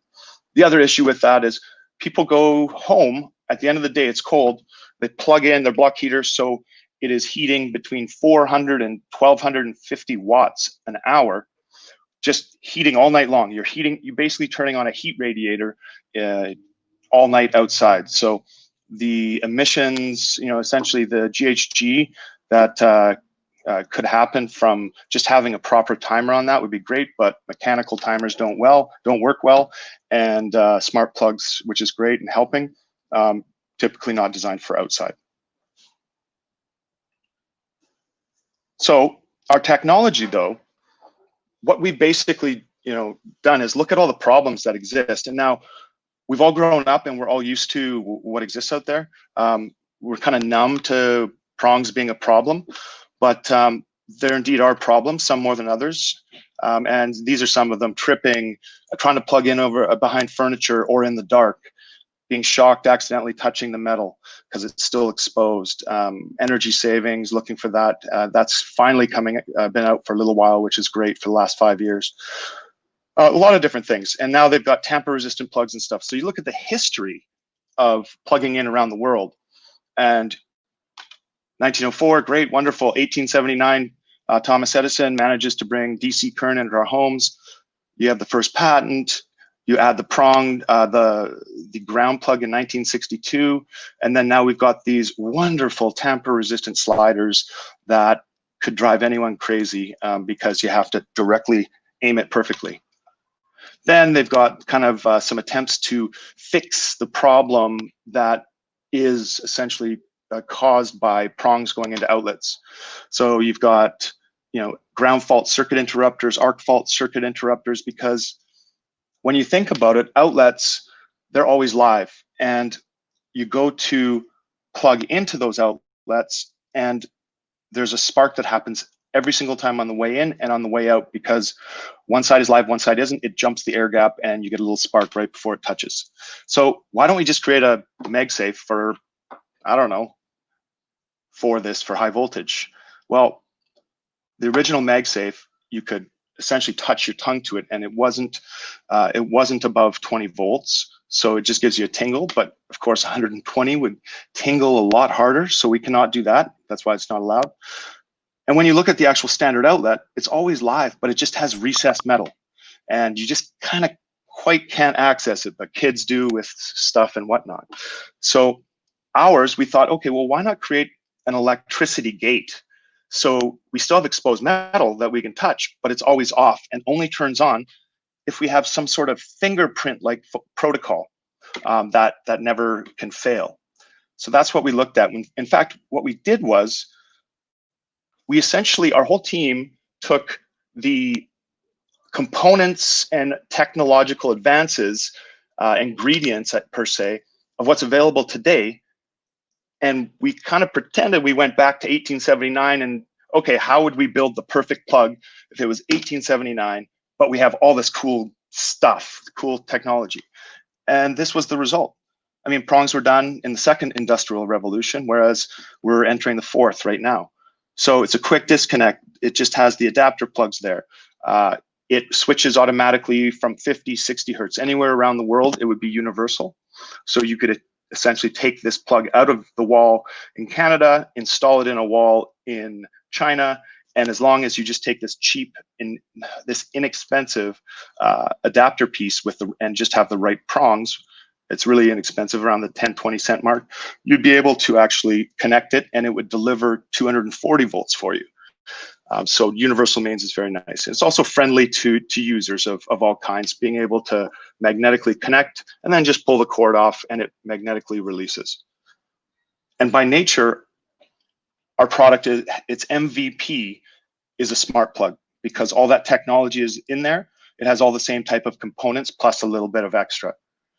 The one thing we didn't see coming right away though in 2013, 14 was, if you're going to try to change something in a big way that underpins, well, every country in the world, the infrastructure, expect you're going to hit a few bumps along the way.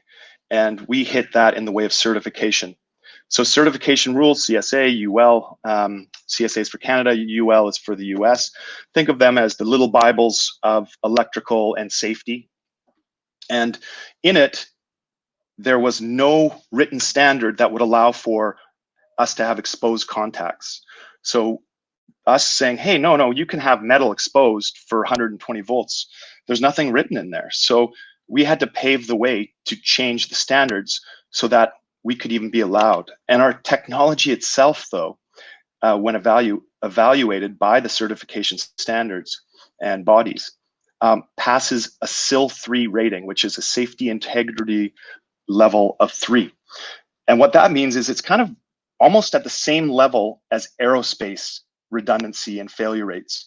So even if it does fail, it never fails in an unsafe manner.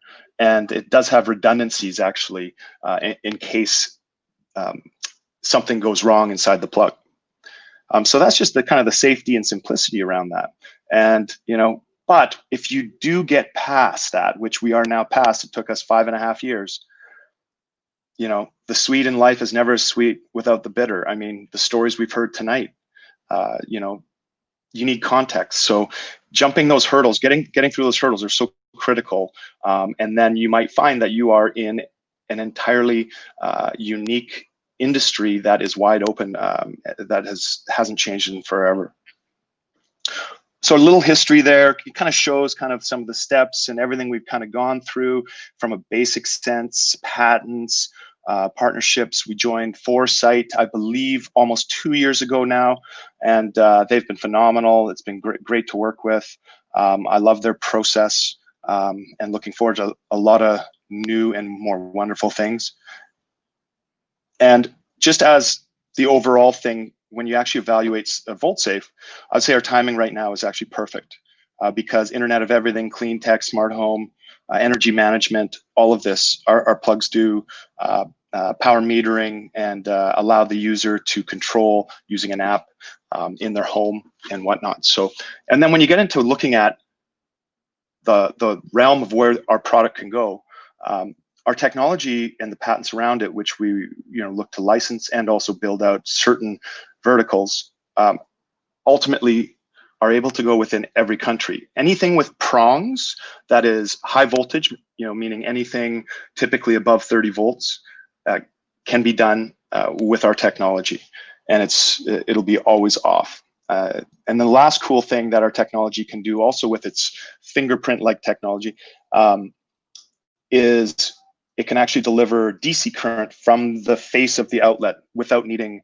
a specific USB port or USB-C. And it could do that even up to 20 volts eventually here. And that's about it.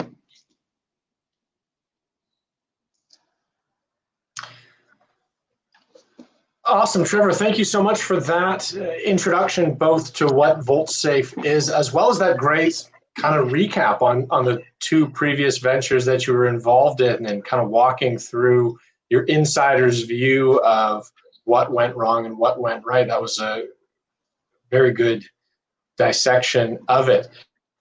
Now, one of the things you've talked about a lot of is the opportunity with Voltsafe. We're a CleanTech Accelerator. I'd love if you could just tease out for us quickly.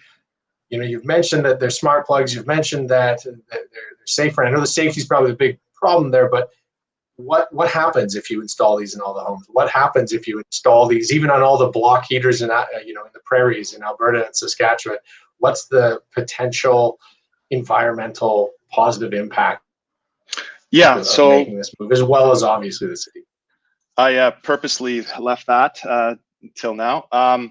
So we did a GHG impact report for our first product, and the savings in energy that is done, and actually there was a parallel report, thank goodness there was, so we had something also to compare against after the fact, was that people leave their block heater plugged in all night, and it actually has an average for how often and how much energy is being used during the winter in these cold regions.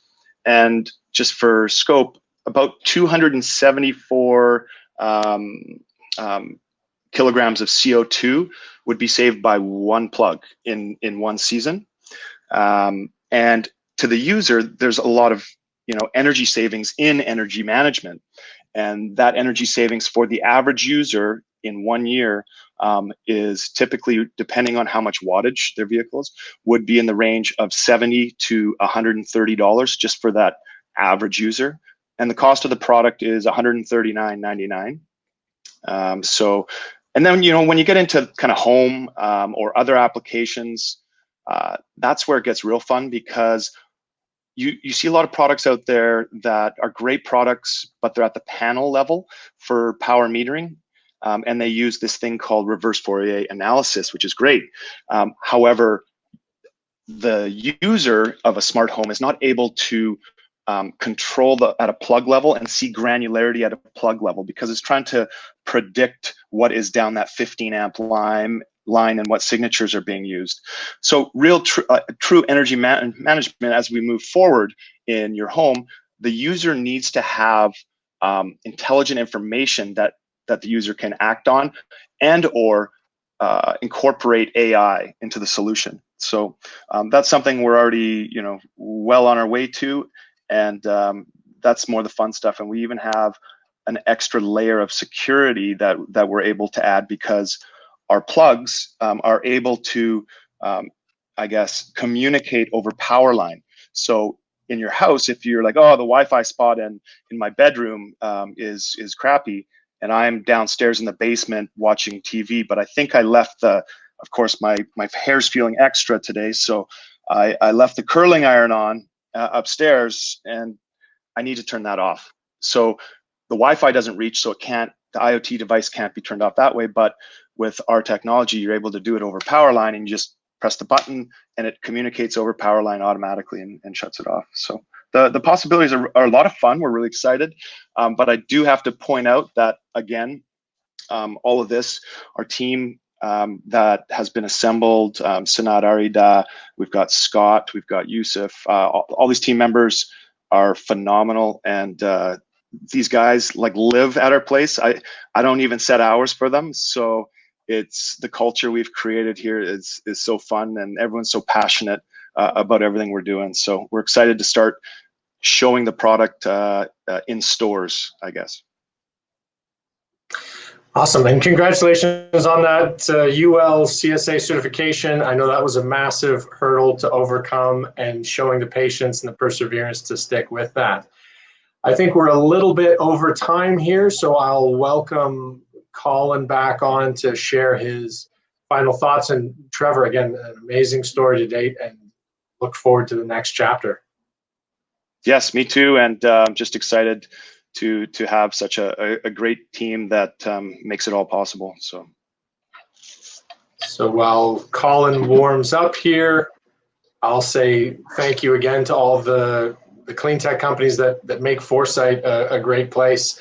and we're very proud of the hard work you guys put in, and we're honored that you've chosen to work with us, and we've been able to show you guys some benefit. Again, it is our mission to try to make it easier, to try to smooth that commercialization journey for you, to bring to the table the partners that you need for funding, and Trevor in the regulatory space, to try to open up that innovation and open the eyes to the changes that can and need to be made.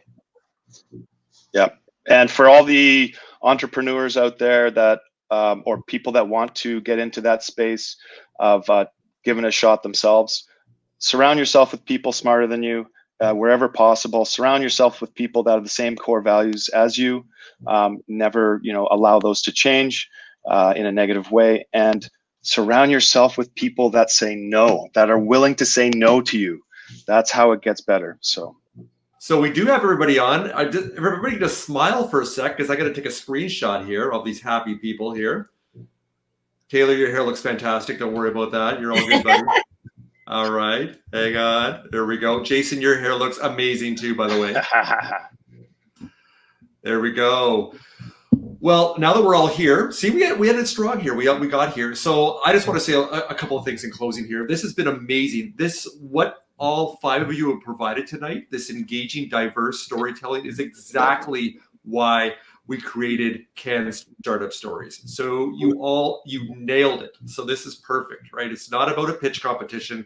It's not about a demo day. This is about telling your stories, and you all told them in your own unique personal way, and it explained and really dove deep into your why that brought you to where you are today. So I want to thank you all for this. I want to thank Stephen for emceeing to make all that happen. You did a fabulous job. And once again, I want to thank all of our friends at Foresight for co-presenting today, and also with SFU VentureLabs for doing all the technical behind the scenes. And there were a lot to do, and they managed to keep us all going here by wrapping it in wire and band-aids and string and everything else. So we managed to do that. And also our good friends and partners at MasterCards Canada and also Startup Canada. So with that, Stephen, I'll give you the last word to close the event tonight. Absolutely, Colin. Thank you so much for organizing this. SFU VentureLabs, thank you for hosting. It's a wonderful idea. I'm glad. I think this is your 15th iteration, and thank you for showcasing the wonderful people that we have here at Foresight that we support. I'd like to also say thank you to, as Trevor said, it's great to have a good team that are value aligned. The awesome thing about Foresight is we get to support you guys, your mission to save the world with all these wonderful ideas, and everybody on the Foresight team is truly mission aligned and a believer in that. So it's easy for us to wake up every day and try to help you guys get that done.